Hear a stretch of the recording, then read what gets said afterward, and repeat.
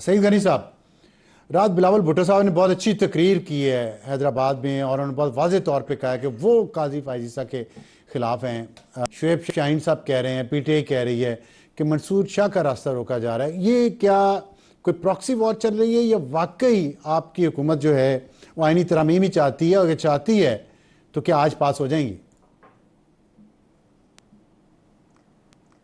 अफसर साहब, हम तो कभी भी अदालतों के बेनिफिशरी नहीं रहे, हम तो विक्टिम रहे हर दौर में अदालतों के। हमारी जो हुकूमतें रहीं उन्हें वो तंग करते रहे, हमारी लीडरशिप के ख़िलाफ़ फ़ैसले आते रहे, हमें अदालतों में घसीटा जाता रहा, हमें इंसाफ के लिए दर दर धक्के खाने पड़े। हम तो नहीं रहे बेनिफिशरी। जो बेनिफिशरी हैं आज भी हैं, उन्हें यकीनन ये परेशानी होगी कि कौन आ रहा है कौन जा रहा है। हमें कोई फ़र्क नहीं पड़ता कि काजी फायज ईसा हों, मंसूर अली शाह हों, दोनों अच्छे जजेज़ हैं। और मैं ज़ाती तौर पर समझता हूँ कि अगर आप उनको कैटेगराइज़ करेंगे ना, पाकिस्तान के जो हालिया तारीख़ में जजेज़ हैं, तो इनके मुकाबले का कोई भी नहीं था। ना गुलजार था, ना बंदियाल था, ना इफ्तिखार चौधरी था, ना साकिब निसार था। कोई मुकाबला ही नहीं है। ये दोनों उनसे लाखा दर्जे बेहतर है। लेकिन मंसूर अली शाह साहब को भी कंट्रोवर्शियल पीटीआई बना रही है ये कहकर, जब वो कोशिश कर रहे हैं पूरी, मतलब वो तुल जाएँ कि मंसूर अली शाह को चीफ जस्टिस बनाना चाहिए, तो आप समझ लें कि उनकी जो साख है, उनकी जो गैर जानिबदारी है, उसके ऊपर ये अभी से एक सवाल उठा देते हैं और उनके लिए बहुत मुश्किलात पैदा कर रहे हैं खुद तो से। आप ये कहना चाह रहे हैं कि सियासी जमातों को किसी भी जज की हिमायत या मुखालफत नहीं करनी चाहिए, सिर्फ फैसलों पे नज़र रखनी चाहिए? देखिए, इस अंदाज में तो नहीं करनी चाहिए ना कि अगर ये डिमांड आ रही हो कि चीफ जस्टिस जो है मंसूर अली शाह साहब को ही होना चाहिए, तो इसका मतलब ये है कि कोई और जो अगर जज बन जाते हैं जो सुप्रीम कोर्ट में बैठे हैं, तो आपको उन पर एतमाद नहीं है, आप उनके किरदार पर शक करते हैं। लेकिन पीटीआई का एतराज़ बिल्कुल ऐसा ही है। अगर आप मुझे इजाज़त दें, चीफ मैं जस्टिस बिलावल भुट्टो साहब ने रात आपने जो कुछ हैदराबाद में फरमाया वो आप सुन लें और फिर बताएं कि क्या पीटीआई का ये एतराज़ दुरुस्त है जो आप उन पे कर रहे हैं। इन्होंने कहा कि जस्टिस फायज ईसा नहीं होगा।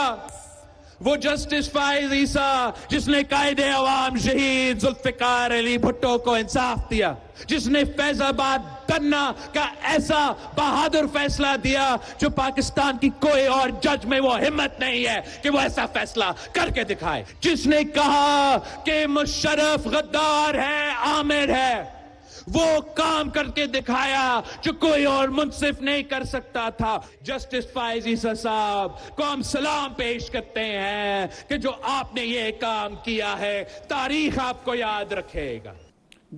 सईद गनी साहब, मेरा सवाल वही जो मैं ये कहना चाह रहा था कि पीटीआई कह रही है कि आपकी पार्टी जो है वो भी एक खास जज को रखना चाह रही है, जेयूआई उसकी मुखालफत कर रही है, जिसका जिक्र किया बिलावल साहब ने, और आप कह रहे हैं कि पीटीआई को चाहिए था कि किसी जज को कंट्रोवर्शियल नाम बनाती, जिससे मैं एग्री करता हूं। लेकिन इस तरह सियासी जमातें जजेस को मुख्तलिफ को कंट्रोवर्शियल नहीं बना रही उनका जिक्र कर करके। देखिए, मैं ये बात कह चुका हूं कि नहीं होना चाहिए। और जहां तक बिलावल साहब की बात आपने कही, मैं एक नहीं, आपको शायद 4, 5, 6 ऐसे मकामात थे जहां बिलावल साहब ने मीडिया से बात की, कई टीवी चैनल्स पर वो आए, उन्होंने बार बार कहा कि हमें इससे कोई फ़र्क नहीं पड़ता कि चीफ जस्टिस जो है वो फायज ईसा साहब हों या मंसूर अली शाह साहब हों, हमारे लिए दोनों मोहतरम हैं। हम में से हम किसी के वो नहीं चाहते कि इसको बनना चाहिए, इसको नहीं बनना चाहिए। अब कल तो उन्होंने कह दिया कि अगर कोई ये कह रहा है कि फायज ईसा को नहीं बनना चाहिए, तो चले हम इस पर भी शायद राजी हो गए कि उनको नहीं बनना चाहिए।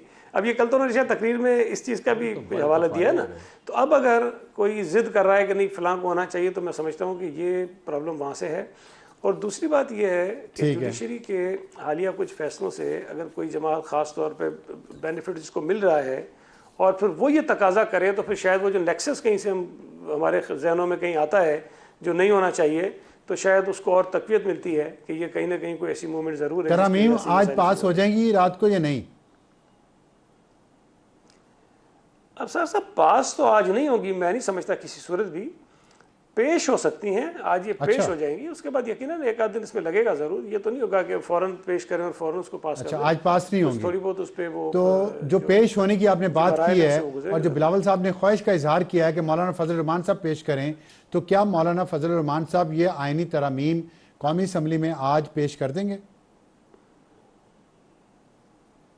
देखिए ये तो मैं यकीन से नहीं कह सकता, लेकिन जब इत्तेफाक हो गया और मौलाना साहब ने भी एग्री कर लिया और बिलावल साहब ने कहा कि ये वो मसलदा है जो JUI का था जिस पे हमारा इत्तेफाक हुआ है, तो अगर मेरी एक मेरी बेबी हो और वो तस्लीम कर लिया जाए तो मैं नहीं समझता कि मुझे इस बात पे एतराज़ होगा, बल्कि खुशी होगी कि अगर मेरी तजावीज़ हैं तो मैं उसको जाके पेश कर दूँ। तो ये अच्छा होगा कि मौलाना साहब पेश कर दें। लेकिन इसमें देखिए जो अहम बात यह है कि PTI टोटली डिपेंडेंट थी मौलाना साहब के ऊपर, और वो 12 कहते रहे कि जी मौलाना साहब जिस बात पे इत्तेफाक करेंगे, जो मैंने समझा है, जो थोड़ा बहुत सुना इनके लोगों को, वो शायद उस पर मान जाएंगे। और कल तक इनके कई लोग शायद इस बात पे भी इत्तेफाक कर रहे थे कि जो डॉक्यूमेंट इनके सामने आया, जो तजावीज़ आई थी, ये उससे ख़ुद तो इत्तेफाक करते हैं, लेकिन अपने बानी से जाके चेयरमैन साहब से ये उससे अप्रूवल लेंगे, उसके बाद की बात करेंगे। मेरा पहले दिन से ये ख्याल था कि ये सारे के सारे इत्तेफाक कर जाएंगे और शोएब शाहीन साहब खुद भी समझेंगे कि बहुत अच्छी चीज़ है, लेकिन ये होगा नहीं, इसलिए कि इमरान खान साहब इनको करने नहीं देंगे।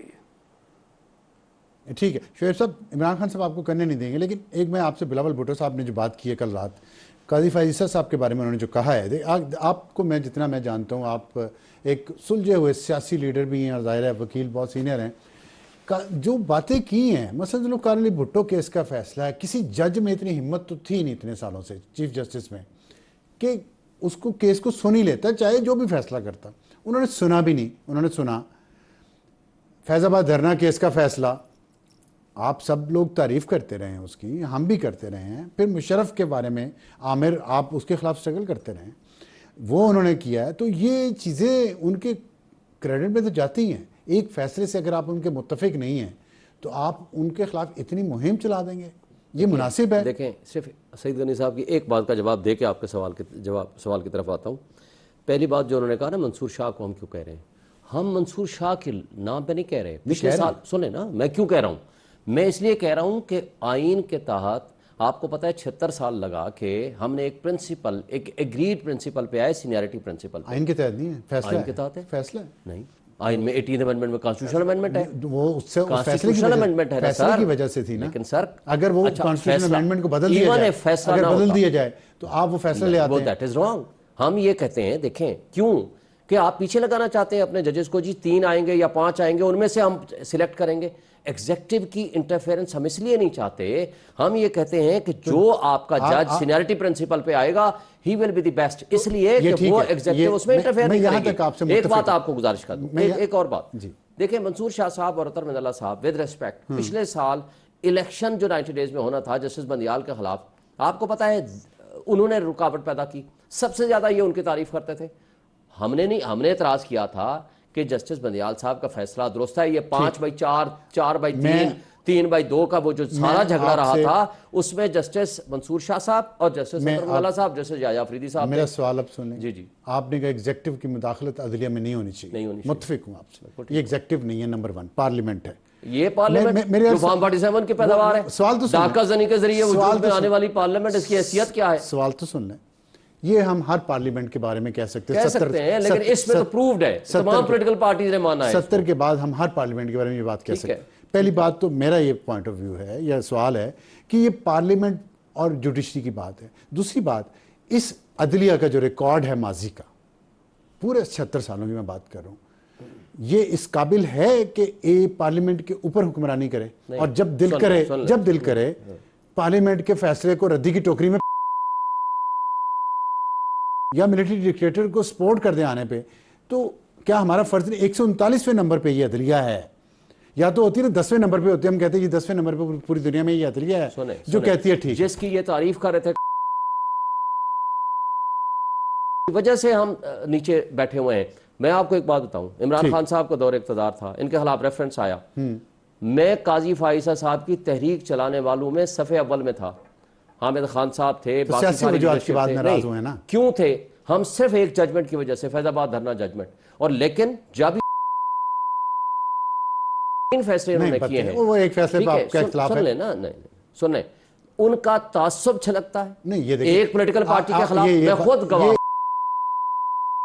हो सकता है, वो यहाँ मौजूद नहीं है, मैं ये समझता हूँ, वो यहाँ मौजूद नहीं है, अभी वो अगले हफ्ते जा रहे हैं, लेकिन मेरा एक मौक़िफ़ है, इसलिए आप ये बात कर रहे हैं। नहीं, मैं इसे नहीं कर रहा, मैं तो 8 महीने से कर रहा हूँ, 1 साल से कर रहा हूँ। आपकी सियासी राय है ना? नहीं, मेरी सियासी राय, सियासी राय बतौर वकील मेरी राय है। वक्त कम है, बतौर वकील राय है, बतौर इसको वकील अगर आप लोगों सुन लें, को बहुत आप सारी 25 को प्रोटेक्शन भी तो रखिएगा। हासिल है ना। अफसार साहब, आप वकील 25 के को खिलाफ रखिएगा। तो केस चलता नहीं है, नहीं नहीं चलता। अभी देख लें, वो झूठी उसने अफवाह फैलाई है, जज साहब ने छोड़ दिया। वो नारे लगा रहे हैं, अदालत में नारे लगाते थे वकील। कौन सा वाला केस? लाहौर में कौन सा फैसल जज जट है? का, जिसने कहा कि लड़की मर गई है रेप केस की, झूठ निकला, वर्दी पहनी वकील की, टाई लगाई हो, काला कोट पहना है और वो वीडियो बना रहा है कि जी मर गई लड़की। उसके बाद पकड़े गए, अदालत ने कहा जाओ छुट्टी करो, वकील अदालत में नारे लगा रहे हैं। किसी एक केस की बात नहीं ये करता, सारे ऐसे। मैं आपको चलिए, सिर्फ मैं एक बात वकील की बता बात कर रहा दूं। हूं, आपने कहा वकील। आप ठीक है, आप इस पे ब्रेक रखिएगा का वक्त 25 को, ब्रेक का वक्त। 25 को फॉर एंड अगेंस्ट। ठीक है। हम लीगली इस पे डिस्कस करेंगे। ठीक है। इसलिए मुनासिब नहीं है हम आज इस मौजू पे डिस्कस Done। करें, तो हम इस पे तफसील से आखिरी डिस्कस सवाल का करें। जवाब दे दें कि अभी पीटीआई की पोजीशन क्या है आईनी तरमीम? वो समझती है कि पार्लियामेंट जो है लेजिटिमेट नहीं है, आईनी तरमीम नहीं करनी चाहिए। हम ये समझते हैं 3 वजूहात। लेजिटिमेट नहीं है, नंबर 2 असम्बली भी इनकम्प्लीट है, नेशनल असम्बली भी और सेनेट भी इनकम्प्लीट है। ठीक है। तो लिहाजा इन 3 सूरतों में इनको कोई हक हासिल नहीं है। और कभी भी पार्लियामान ठीक। जो बच्चों को अगवा करके कि कह सकते ऐसे हैं, अगर safely हम ये तरमीम कह सकते करेंगे हैं, नोटाक्रेसी के जरिए ठीक है, या तो अनकॉन्स्टिट्यूशनल होगा। सेफली हम कह सकते हैं कि पीटीआई इन आईनी तरमीम में वोट नहीं डालेगी। बिल्कुल नहीं डालेगी। बहुत शुक्रिया शुएब शहीद। बात करने का एक ब्रेक का वक्त हो, ब्रेक के बाद वापस आएंगे। सईद गनी साहब हमारे साथ हैं और डॉक्टर तारिक फजल साहब भी हमारे साथ हैं और हम देखेंगे कि लेटेस्ट सिचुएशन पार्लियामेंट हाउस के बाहर क्या है, मौलाना फजल रहमान साहब के घर के बाहर क्या है।